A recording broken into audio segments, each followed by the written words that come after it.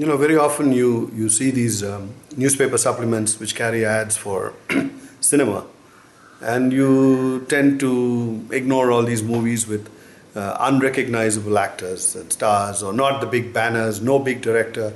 So you just tend to gloss over them and keep looking for all the ones with the big stars in it.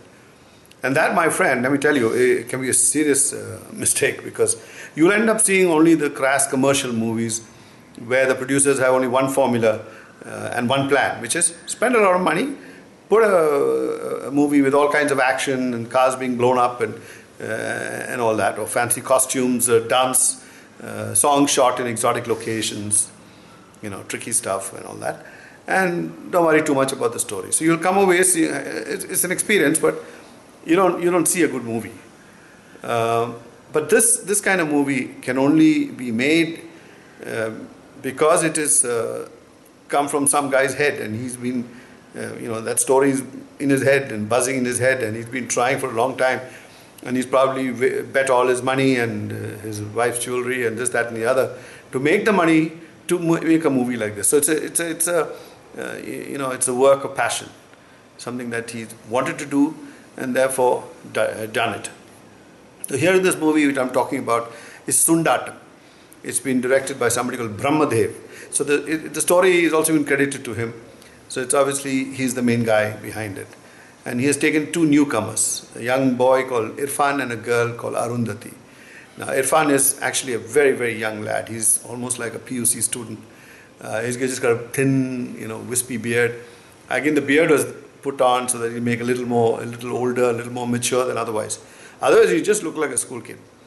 So here in this movie, he goes to slightly rough. I wouldn't even call it rough. It's just a working class neighborhood, where people, just sitting outside in the porch all day, on the steps outside their house. They don't have drawing rooms and all that jazz. They're just working class neighborhood. So invariably, it looks dirty, run down, seedy. It's poorly lit. So almost everything looks menacing, though it's not. It's just a working class neighborhood. So he goes to a place like that, and he observes that there is a carom game going on. And in those days, carom was the most popular game in those parts, in the northern parts of Madras city, because it's a working class area. You don't need much money to play caroms. All you need is a carom board. It's not very expensive. It's not like, and you can bet on it. That's probably the main reason why it became popular. People used to bet on a game, and that was their recreation. Watching somebody else play and betting on whether he would beat the other guy or not. So if you want to go to the race course, for example, you need to be able to read that racing guide, the coals, and then be able to analyze all that, aluminum shoes and blinkers and all the rest of it that goes into that. But here you just got to bet on him. Will he beat him or won't he beat him? Simple game.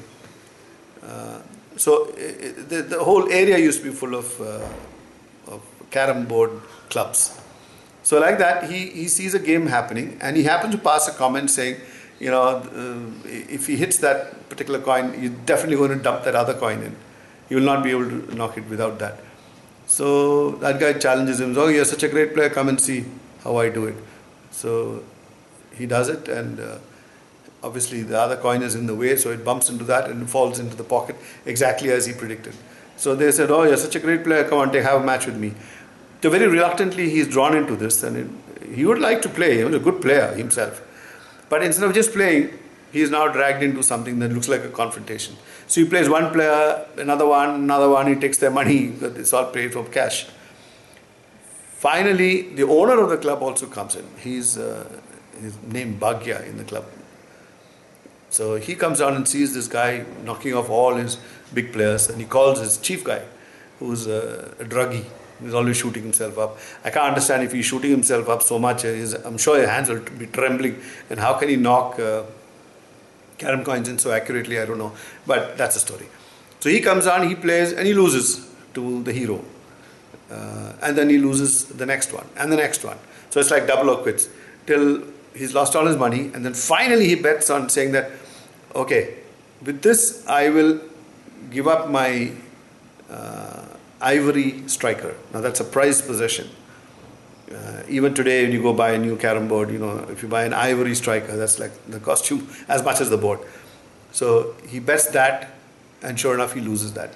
So he's humiliated in front of his entire crowd. Though at that time he doesn't show anything, he just hands it over and they walk away. But then in a series of events, totally unrelated, totally and unplanned, you could just say, it moves from one slowly to another one till he meets a girl whom he takes a fancy for, and that girl is his own sister's classmate, and she refuses to have anything to do with him because she just sees him as a ruffian playing caroms all day. So, but he's more than that. He wants to get a job and all. This is just some temporary thing that's happening. But it's all one-sided until finally she acknowledges that yes, she's interested in him and that she likes him. And then so one romance thing starts there. But this rivalry between two club owners is what causes the entire problem. They have a rivalry between themselves. The owner Bhagyam and another guy called Amir. So they start eliminating their henchmen.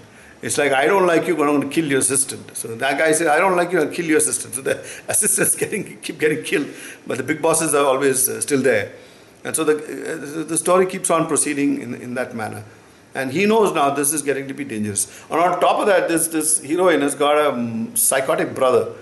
He's an ex-cop. In fact, he's been drummed out of the service because he beat up, arrested people inside the cell so badly that they were, severely injured.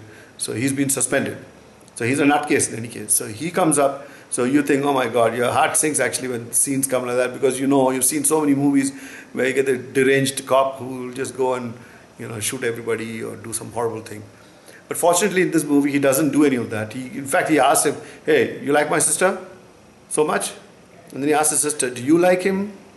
And so both of them are too terrified to say yes. So they say no. So he said, okay, in that case don't talk about it and just leave it alone. Of course the girl later on tells him, what kind of bloody coward were you? Now you are showing off in front of me now, and when you are drunk you're coming and kicking the door of the gate of my house, calling for my brother to come out, knowing damn well he's not at home. So I know what kind of guy you are. So he says, no, it was just not that. I really like you. And so finally, of course, they admit that they like each other, and a romance builds up. But in the course of this rivalry between the two of them, your worst fears are realized very quickly, because that crazy drug fellow is definitely going to make things go really bad for this young couple. So he doesn't want to do anything to the couple. He just wants to fix this guy for humiliating him and beating him so badly. So then one day he has a fight, and then in an open field, and then he gets killed. So the movie is set in a working class neighborhood. It doesn't necessarily mean that it's a crime-ridden area. It's just the way we are brought up to think that everything, low-income group must be all criminals. On top of that, these guys all look like strange characters. They're very dark in complexion. They all have beards and strange beards, and they speak uneducated Tamil. But actually, they are nice people. They've got a heart of gold. They all stand by their friend. They will do anything for him, and he will do anything for his friends too. So it's a revelation that you can't judge a book by its cover. We've been told that often enough, but we still tend to do it. We do judge people by their books by their cover. So here it's a lesson that it's not so. So his friends will keep protecting him as long as they can. But finally, of course, it has to come to a head, and the fight happens. So I don't want to tell you, all the little twists and turns that happen, because, like every story, there will be twists and turns and events. Some humorous, some some emotional, but it drifts along quite nicely. The hero has, and the director, along with the cinematographer, captured the early 1990s accurately.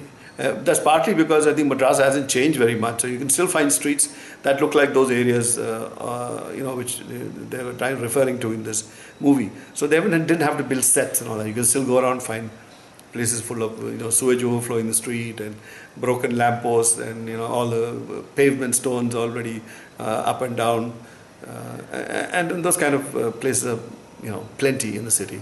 So they've taken care. Even the vehicles on the road, you don't find a single Maruti or whatever. They're all the old ambassadors and Premier Padminis on the road. So they're taken care to make sure that the art department is done, paid attention to what they're doing. So this is it. The story, of course, finally ends up in tragedy. I don't want to tell you. Well, okay, I might as well tell you. The girl gets killed. we get run over by a truck, which is a sad ending for a love story.